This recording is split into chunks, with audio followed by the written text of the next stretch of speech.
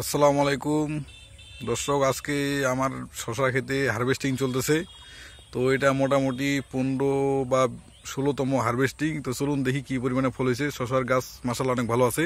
তো চলুন সরাসরি আমরা দেখি যে ফল কতটুকু হইল।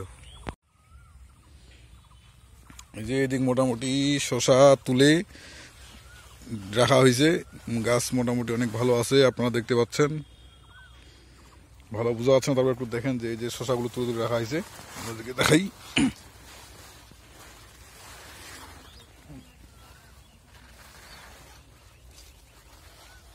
তো আজকে হয়তো মোটামুটি শশা কিছুটা কমই পাওয়া যাবে, কারণ গত দিনের আগের দিনই শশা হারভেস্ট করা হয়েছিল।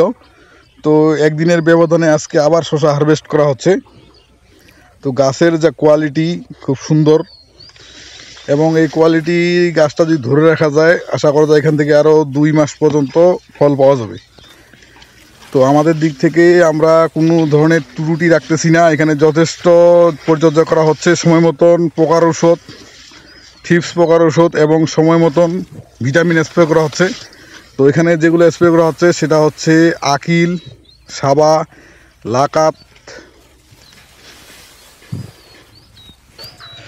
জাদিদ, পাশাপাশি ভিটামিনের জন্য আত্রা এবং জামাম। আত্রা জামাম প্রতি সপ্তাহে একবার করে দেওয়া হচ্ছে, যার কারণে গাছ কিন্তু এত সবুজ এবং সতেজ। তো আপনারাও দেখেন, আমার পুরা ক্ষেতে আমি 360 ডিগ্রি ভাবে অ্যাঙ্গেল করে দেখাচ্ছি। দেখেন গাছ কি সুন্দরভাবে আছে এবং অনেক সবুজ সতেজ। তো ধন্যবাদ, আসসালামু আলাইকুম।